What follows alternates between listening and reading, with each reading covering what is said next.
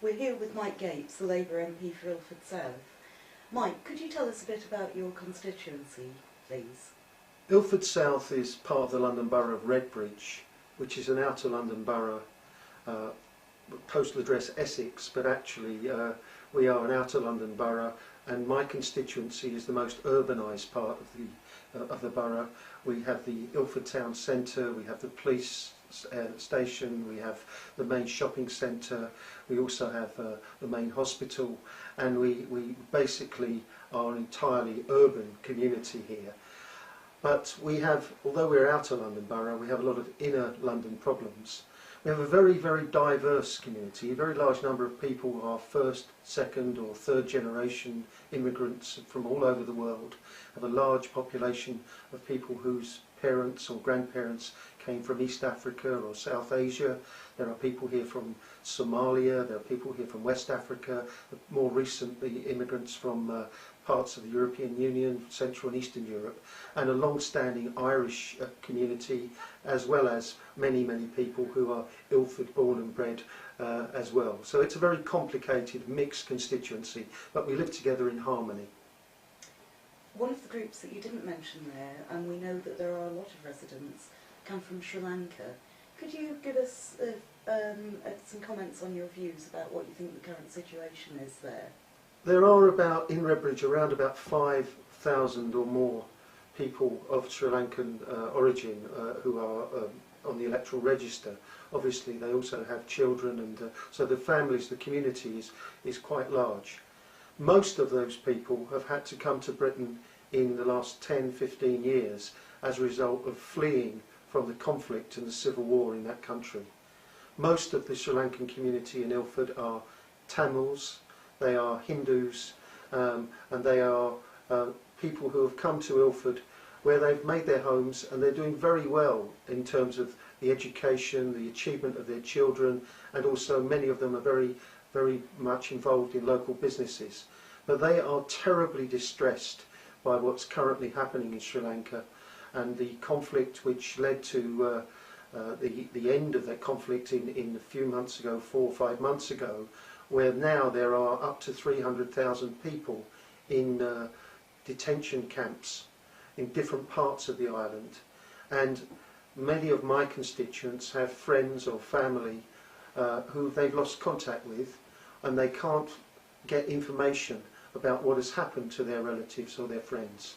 And so they are very distressed by this. And clearly there is a separation in some of those camps of the children from their parents, or young men have been taken away for different areas. And the Sri Lankan government has refused access to international media for a very long time, and also they have stopped some of the international non-governmental organisations going in to assess the situation. So there are some quite serious reports coming out, not just about the lack of sanitation facilities and shortages of clean water in some areas, but also allegations of human rights abuses. I am chairman of the Foreign Affairs Committee in the House of Commons, and my committee published a major report on human rights worldwide in August, and in that we also commented on the situation in Sri Lanka, and we've called for independent international inquiry into what happened in the conflict. For example, allegations of bombing of civilian areas by the Sri Lankan authorities, and also human rights abuses by the Tamil Tigers, who were taking people and using them as human shields. Now clearly the international community needs to carry out a proper inquiry into that situation, but in addition the people who are in the detention camps should be released now so that they're able to reintegrate into society, because otherwise this conflict, which has been long-standing over decades, will never be solved, because there will be a whole generation of aggrieved people still living in very difficult circumstances for the future. This is the time for the Sri Lankan government to show it is magnanimous and willing to work for reconciliation. Otherwise, they will be building up further problems for the future. Thank you. We're talking to you during the season of party conferences. Would you like to comment on how you think the Labour Party and indeed the other party conferences have gone? I was in Brighton all last week and I was really impressed. We went into the conference with a level of uncertainty and some fears, but we've come out of it much more resilient and united. And I believe we've now got a very clear message as well, a clear difference between what Labour is saying and what the Conservatives and, for that matter, the Liberal Democrats are saying. Nick Clegg, the Liberal leader, talked about the need for savage cuts, but he then got in trouble with his party for saying it. But David Cameron and George Osborne in the Conservative Party, they are not in trouble with their party activists for that. They're only in trouble with their party activists because of the rabid anti-Europeanism which exists in the Conservative Party. But the Conservatives would cut now. They would cut while we are still in a situation of a global recession.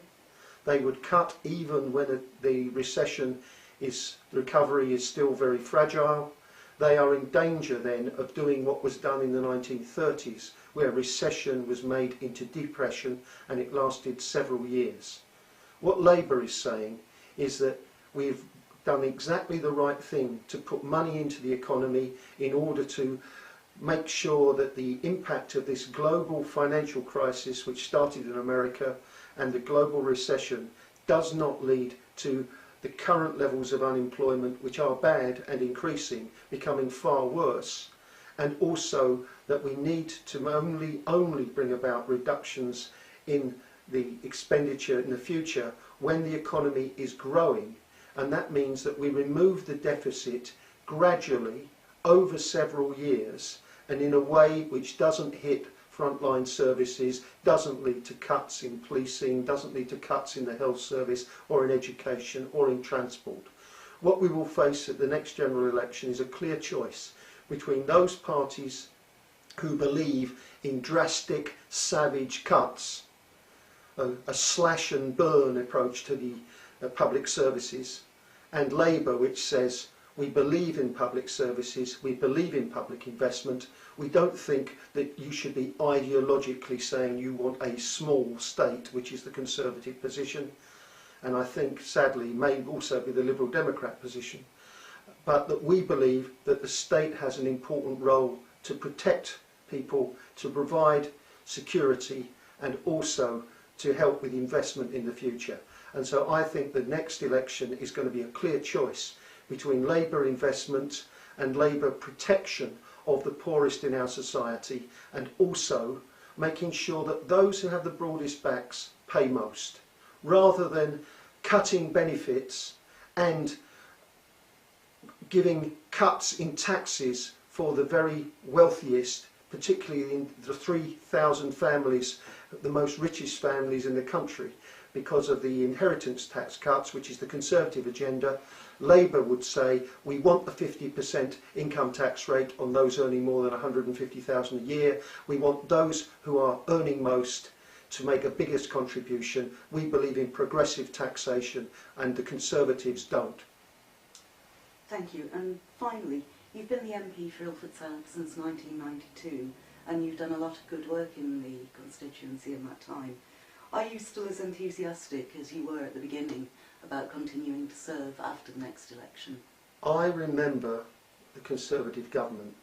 I was elected in 1992 as a Labour MP under a Conservative government. I won the seat from the Conservatives, and unfortunately we didn't win in 1992. I had to then spend 5 years in opposition in Parliament with John Major's discredited government.